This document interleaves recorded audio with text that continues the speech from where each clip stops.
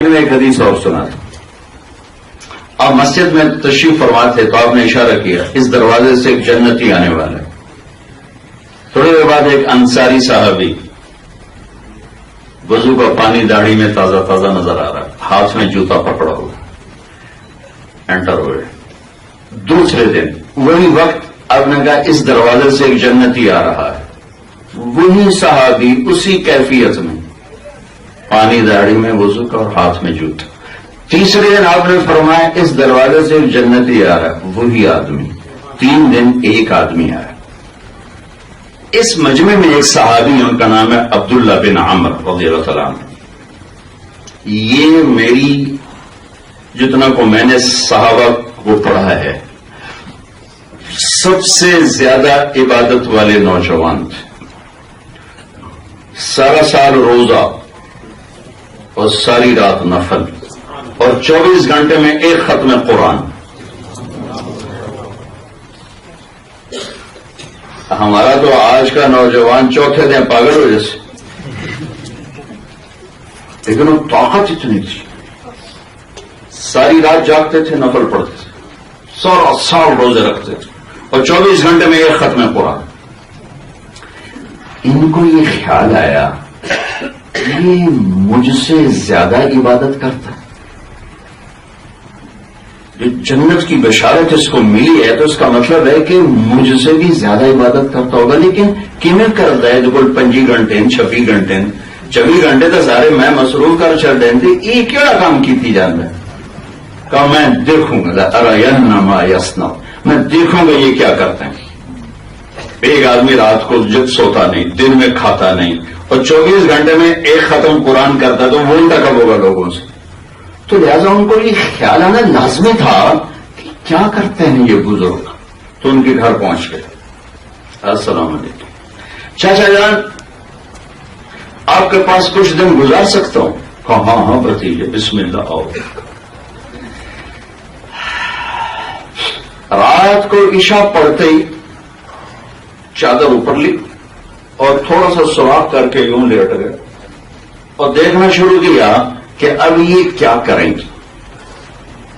وہ ذرا سیانی عمر کے تھے, 50 پلس تھے, 60 کے قریب تھے.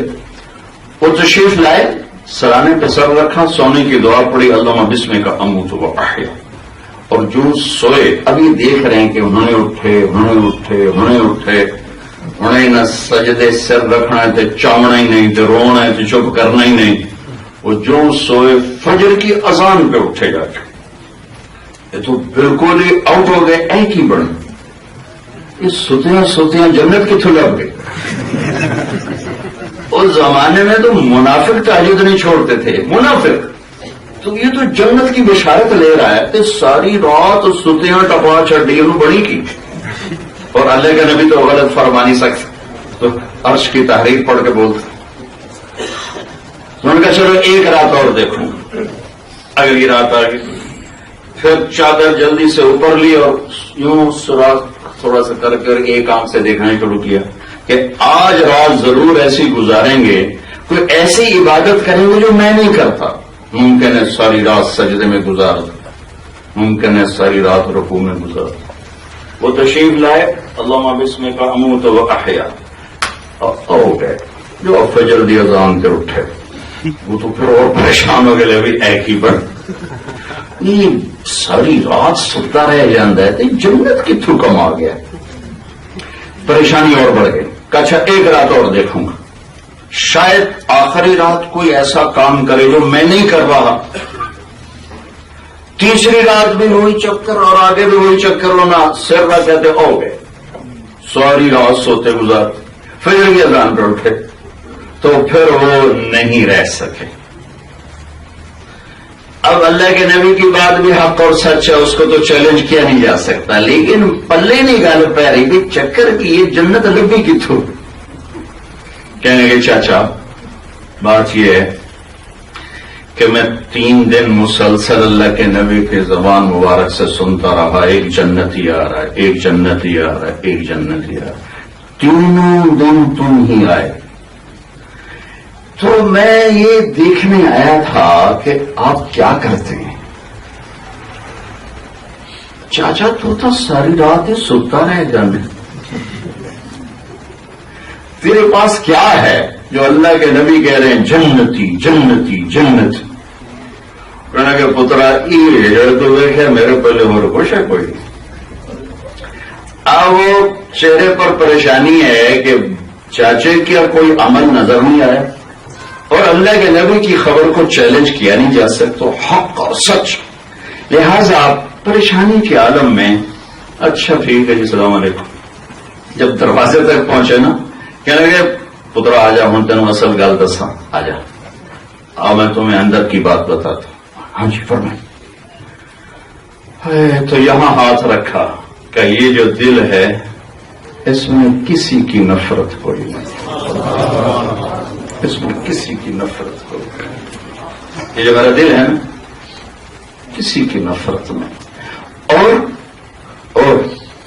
اللہ تعالیٰ جب کسی کو کوئی عزت دیتا ہے، رزق دیتا ہے، مجھے کبھی حسد نہیں ہوا، مجھے خوشی ہوتی۔ تو ان کا باڈی رسپانس کیا تھا؟ ان کا ہاں ہاں جی ٹھیک ہے سمجھ، ایسے نہیں، انہوں نے کہا نا بھتیجے اس دل میں کسی کے بارے میں کوئی نفرت نہیں، اور میرا اللہ جس کو جو دیتا ہے عزت رزق دولت شہرت، مجھے کبھی اس سے حسد نہیں ہوا۔ وہ کہنے لگے ہاں ہوا، ایک دم کرنٹ لگا، ہاں ہوا، یہ ہے یہ اسی سے آپ کو جنت کی بشارت ملی ہے، تاجر کا پروٹوکول میں ڈھیر پڑھنا، اسی سے آپ کو جنت کی بشارت ملی ہے کہ آپ نے دل کا برتن صاف کر لیا ہے۔ الا من اتى الله بقلب سلیم، وہ اللہ کو بھائے گا جو صاف ستھرا دل لے کر آئے گا۔ تو اس پر دو دھبے لگتے ہیں، ایک ہے کبیرہ گناہوں کا اور ایک ہے لوگوں سے نفرت کا، یہ دو دھبے لگتے ہیں۔ یہ دھوتے رہو، کیونکہ برتن بھی میلا ہوتا ہے، دل بھی میلا ہوتا ہے، کپڑا بھی میلا ہوتا ہے، دل بھی میلا ہوتا ہے۔ ہمارے پاس کوئی ایسا سسٹم نہیں ہے کہ ہم اسے ایک دفعہ دھو کے ہمیشہ کے لیے دھو دیں، یہ ایسے ہی میلا ہوتا ہے جیسے کپڑا ہوتا ہے۔ تو کپڑے کو دھونے کے لیے پانی ہے، لیکن دیکھو یہ میرا مختصر سا جوڑا ہے، لیکن اس کو بھی دھونے کے لیے ایک بالٹی پانی چاہیے، کم از کم ایک بالٹی پانی چاہیے۔ لیکن 70 سال کے گناہوں کو دھونے کے لیے صرف ایک آنسو کا قطرہ چاہیے، بس ایک آنسو، اور وہ بھی نہیں جو تیری آنکھوں سے باہر آ جائے، صرف تیری آنکھوں کے پیالے کو تر کر دے تو تیرے 70 سال کے گناہ ہیں یا 70,000 سال کے گناہ اللہ ایسے دھو دے گا کہ تیرے تن پہ ایک مچھر کے پر کے برابر گناہ باقی نہیں چھوڑ۔ کوئی کہتا ہے یہ میرا تو دل ہی بڑا سخت ہے، میں تو رونا ہوں ہی نہیں، میں کی کرنا۔ اچھا بھائی تو ہائے تو کر سکتا ہے، ہائے تو کر سکتا ہے، نہیں رو سکنا، چل تو کر ہائے میرے رب مینوں معاف کر۔ تیری ہائے تیرے لاکھوں کروڑوں سال کے گناہ اٹھا کے وہ پھینک دے۔ آئے گندا دل دے کے مرنا نہیں، بڑا اوکھا کام ہو جائے، بڑا اوکھا کام ہو جائے۔ تم گندے کپڑے پہن کے کسی مجلس میں جاتے ہو، میلے کپڑے پہن کے کسی پارٹی میں جاتے ہو، کسی شادی میں جاتے ہو، آفس جاتے ہو اچھے کپڑے پہنتے ہو، کسی پارٹی میں جاتے ہو اچھے کپڑے، جو لوگ تمہارے کپڑے دیکھتے ہیں تو لہٰذا تم اس کا خیال کر کے جاتے ہو۔ میرا تیرا رب کپڑے نہیں دیکھتا، اے ٹوٹا ویندا وے اے کی ہے، یہاں دیکھتا ہے، یہاں دیکھتا ہے۔ ان اللہ لا ينظر الى صورکم ولا الى ولکن ينظر الى قلوبکم۔ اللہ تعالیٰ تمہارے کپڑے نہیں دیکھتا، تمہارے شکلیں نہیں دیکھتا، تمہارے پیسے نہیں دیکھتا، اللہ تمہارے دلوں کو دیکھتا ہے، دلوں کو دیکھتا ہے۔ تو بھائیو ابھی ٹائم ہے، ابھی ہم مرے نہیں ہیں، موقع ہے، مرنے سے پہلے اس دل کو صاف کر لیں۔ گناہ کا دھبا لگے فوراً معافی مانگو اللہ سے، کسی سے بغض نفرت کا دھبا لگے فوراً دھو کے صاف کرو اسے، اور اللہ کو پیش کرو، یا اللہ عمل تو کوئی نہیں انت اے دل صاف لے کے آئے۔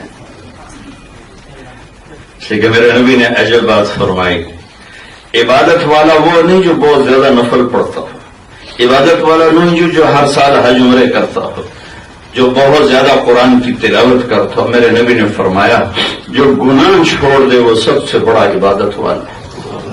اتق المحارم تکن اعبد الناس۔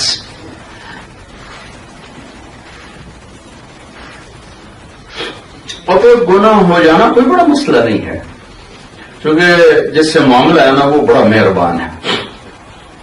ہاں، گناہ پہ اڑ جانا ایک کم خطرناک ہے۔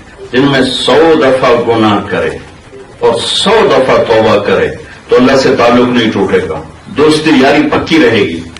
ایک گناہ کرے اور اڑ جائے، یہ ہو گیا جو میں کیتا سارے کیتی جان دے، یہ کیس خطرناک ہے، یہ کیس خطرناک ہے۔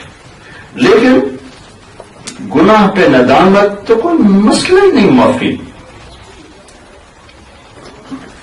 بڑے کریم رب سے معاملہ ہے، بڑے کریم رب سے معاملہ ہے۔ بے غیرت نہ بنے کہ ڈھیٹ ہو جائیں کہ سارے جان کیتا میں کیتا تک ہی ہو گیا، آنسو نہیں بہتا، ایک حائز اللہ کو سنا۔ اور میرے رب نے میری گل کی، میں تمہیں اللہ کی اپنی حدیث قدسی سنا تھا کہ میرا رب کہتا ہے میرے بندے تو اتنے گناہ کر کے زمین بھر دے، زمین تو چھوٹی جی 24,000 کلومیٹر، اس ساری کائنات کو بھر دے۔ کائنات اتنی لمبی چوڑی کہ اللہ کے سوا کوئی جانتا نہیں، اور پھر اپنے گناہوں کو لے جا کر آسمان کی چھت کو لگا دے۔ کون کرے گا اتنے گناہ؟ کس کے پاس ہے اتنی طاقت؟ میں دعویٰ کرتا ہوں سارے فرشتے گناہ گار ہو کے اتر آئے، جو بارش کے قطروں سے بھی زیادہ ہے، اور سارے انسان جنات نافرمان ہو کے زمین پہ آ جائیں، اور یہ قیامت تک مل کر گناہ کریں تو آسمان کی چھت تک نہیں جا سکتا۔ اور میرا اللہ کہتا ہے برمنگم کی ایک عورت، برمنگم کا ایک مرد اتنے کرے کہ آسمان کی چھت کو لگا دے۔ ساری دنیا کے مفتی کہیں گے یہ جہنمی ہے، کافر مرتد ہے، اور میرا اللہ کہتا ہے ایک دفعہ کہنا یا اللہ معاف کر تو میں سارے معاف کر، کہنا صحیح